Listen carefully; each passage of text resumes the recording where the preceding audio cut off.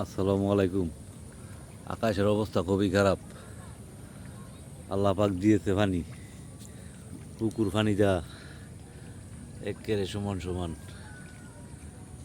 একেবারে আল্লাহ দিছে।